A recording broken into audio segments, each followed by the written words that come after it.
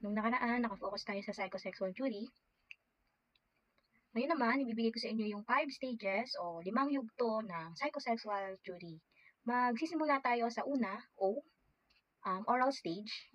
Nakapaloob dito, 0 to 18 months old. Ang focus ay bibig ng bata.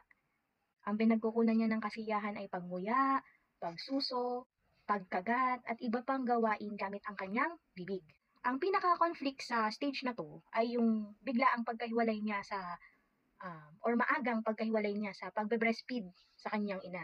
Ang epekto ng fixation na to ay pagiging dependent, paninigarilyo, pag-inom, pag-inom ng alak, labis na pagkain, tapos labis-labis na pag-uusap o pagiging madaldal. Ang second stage ay A o A naman. Ang A is anal stage from 18 to 3 years old naman siya, ang edad. Ang focus dito ay anal, puwet.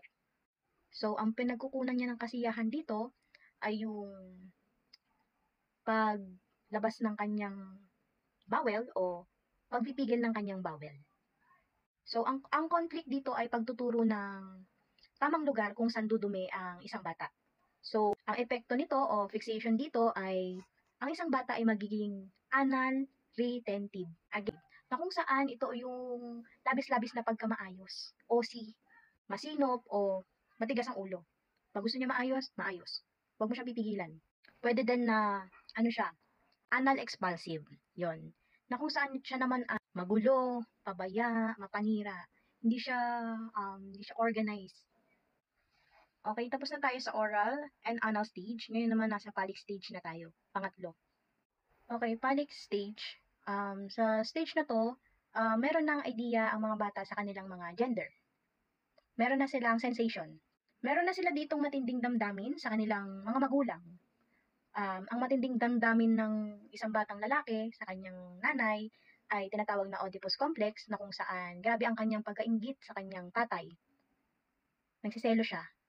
Tapos, ang batang babae naman ay grabe ang pagkainggit sa kanyang nanay. Nagsiselo siya sa kanyang nanay, sa atensyon ng kanyang tatay. Ang tawag dito ay Electra complex.